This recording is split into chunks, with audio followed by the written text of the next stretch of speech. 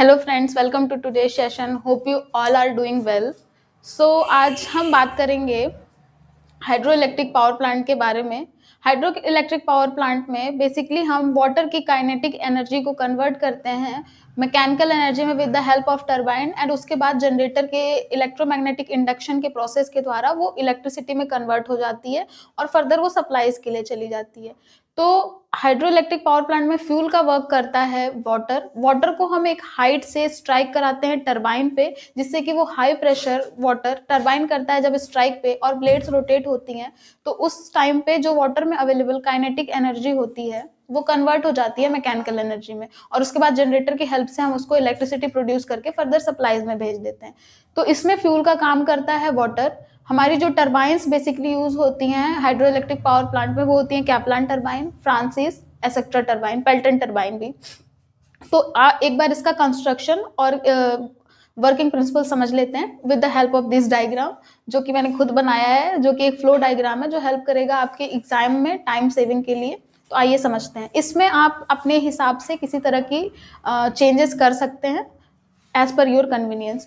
तो सबसे पहले रिजर्वायर की बात करते हैं। Reservoir is a source, is a storage of water. Reservoir, किसी भी रिजर्वायर की हम बात करें तो हम वहाँ पे फ्यूल स्टोरेज का काम करते हैं। तो रिजर्वायर में हम वाटर का स्टोरेज करते हैं। डैम्स वगैरह ये आप देख सकते हैं, डैम्स का कंस्ट्रक्शन है।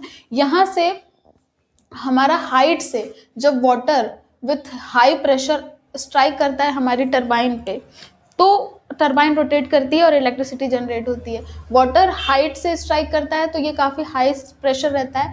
पेनस्टॉक जो है कि कनेक्ट करता है रिजर्वायर और टरबाइन को, जो कि एक पाइप की तरह ही समझ सकते हैं हम। इससे बस वाटर सप्लाई होती है।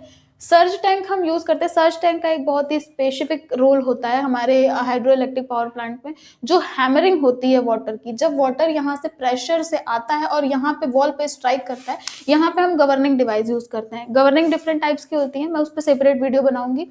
गवर्निंग आपके फ्यूल सप्लाई को मैनेज करती है, क्योंकि सारा पानी तो हम इस पर डायरेक्ट सप्लाई नहीं कर सकते हैं, फिर हमारे टरबाइन के लिए हार्मफुल है। एक स्पेसिफिक एक रिक्वायर्ड अमाउंट ऑफ वाटर जो है कि टरबाइन पे जाना चाहिए, उसके लिए हम गवर्निंग डिवाइस का यूज़ करते हैं। गवर्निंग डिवाइस कंट्रोल करती है the flow of water supply.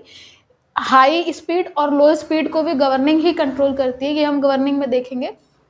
तो जब हमारा एक अमाउंट ऑफ वाटर टरबाइन पे स्ट्राइक करता है और जो बाकी बचा हुआ वाटर इस पे जब स्ट्राइक करने लगता है, तो यहाँ पे हैमरिंग इफेक्ट क्रिएट होता है। इस हैमरिंग इफेक्ट को ओवरकम करने के लिए हम सर्ज टैंक का यूज करते हैं। वाटर जब यहाँ पे स्ट्राइक करता है तो ये पीछे जाता है और वापस सर्ज टैंक में एक्सेस वाटर हमारा चला जाता है, जिससे हमारा हैमरिंग इफेक्ट कम होता है और हमारी इफिशियंसी बढ़ती है ऑफ ओवरऑल पावर प्लांट की, और हमारा ये जो टीयर एंड वियर का कॉस्ट होता है वो भी बचता है। तो उसके बाद फिर हम गवर्निंग डिवाइस से कंट्रोल करके वाटर सप्लाई को एक मेंटेन करते हैं, जो कि कंटिन्यूअस स्ट्राइक करती है टरबाइन पे, और यहाँ पे टरबाइन की ब्लेड्स फिर रोटेट होती हैं। रोटेशन के साथ फ्लक्स कटिंग होता है और वाटर में अवेलेबल हमारी जो हाई प्रेशर वाटर की काइनेटिक एनर्जी होती है वो मैकेनिकल एनर्जी में कन्वर्ट हो जाती है। Look, turbine is a device which convert any type of available energy into mechanical energy. Turbine में अगर हम हाइड्रो इलेक्ट्रिक पावर प्लांट की बात करें तो वाटर की काइनेटिक एनर्जी को कन्वर्ट करते हैं। अगर हम स्टीम पावर प्लांट की बात करें तो वाटर की हीट एनर्जी को कन्वर्ट करते हैं, और भी बहुत सारी टरबाइंस हैं। तो टरबाइन की डिफिनेशन बस इतनी है कि turbine is a device which convert any type of available energy into mechanical energy.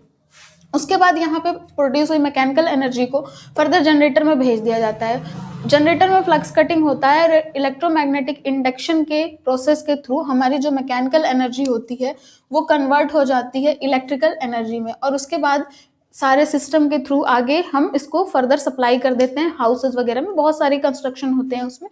तो ओवरऑल ये मैकेनिज्म है, ये हमारा वर्किंग है पावर प्लांट का। मेन पार्ट्स यहाँ पे हैं, और भी बहुत सारे पार्ट्स होते हैं इसमें, मगर सर्ज टैंक और पेनस्टॉक ये तो मेंशन करना आप मत ही भूलिएगा अपने उसमें। और हैमरिंग इफेक्ट एक ऐसा टर्म है जिसको आप जरूर मेंशन करिए विद अपने आंसर राइटिंग सेशन में।